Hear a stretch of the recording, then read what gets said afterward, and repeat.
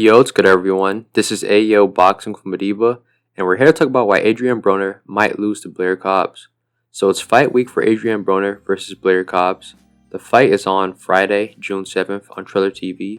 Had to drop that information because I guarantee you that most people didn't know when nor where to watch this fight since Don King cards are obscure. But the promotion for this fight has been very entertaining. Broner is an elite troll, top tier trash talker, and a naturally funny dude, and none of his prior opponents were able to match his energy, but Blair has matched that energy. And I believe that this pre-fight energy and entertainment will translate into the ring fight night, so I expect for this to be a good ass fight. But this is a crossroads matchup. Both guys are fighting to remain relevant in boxing, but in different ways. Broner used to be the man a few years ago, but has fallen from grace and hasn't been a serious contender since losing to Manny Pacquiao in 2019. Blair is a fringe contender that never really got his chance to break out and become a known name, despite being from Philadelphia and signed to Golden Boy for years. And despite both being 34 years old, both are perceived to be at the end stages of their career. The winner will be considered a serious contender again, while the loser will most likely fade into boxing obscurity. This makes this fight more important to Broner due to his name, but this is Blair's biggest fight of his career. And because of this circumstance, there's a good chance that Broner might lose. Let me explain. It's no secret that Broner has had it rough ever since losing to Marcos Maidana in 2013. From taking multiple losses, to legal and personal troubles, to money and promotional issues. All of these problems took away his focus from boxing. But these problems got worse in the past 4 years.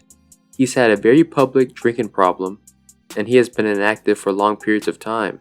You can visibly see the effects of drinking on his body, and it just shows that he's not locked in with boxing. At least before 2020, Broner was fighting every year, but he's only had 2 fights since 2020. One in 2021 against Jovine Santiago, and one in 2023 against Bill Hutchinson. Broner looked decent in the Santiago fight, and looked even better in the Hutchinson fight, but these guys weren't top contenders. They were low-level opposition, especially Hutchins, and you can see that Broner was past his best in those fights.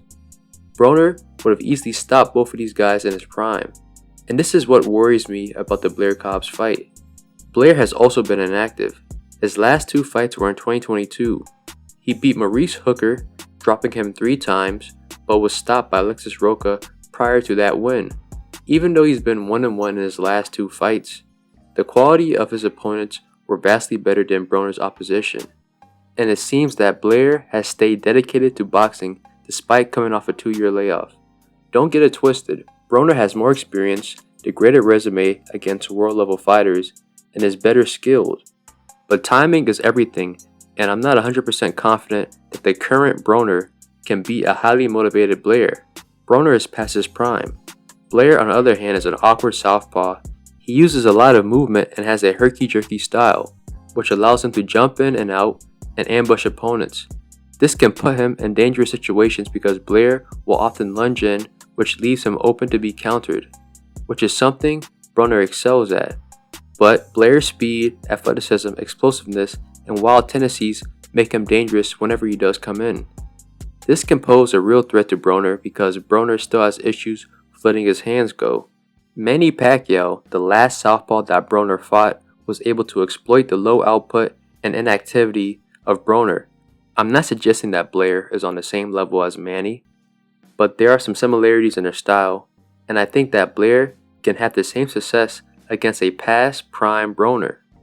But don't take this as an assessment of me writing off Broner completely. I still favor him to win this in a competitive and maybe close fight against Blair.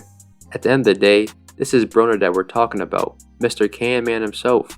The only losses in his career came at the hands of world-level championship boxers, but he routinely beat contenders, and Blair is no world-level championship type of fighter.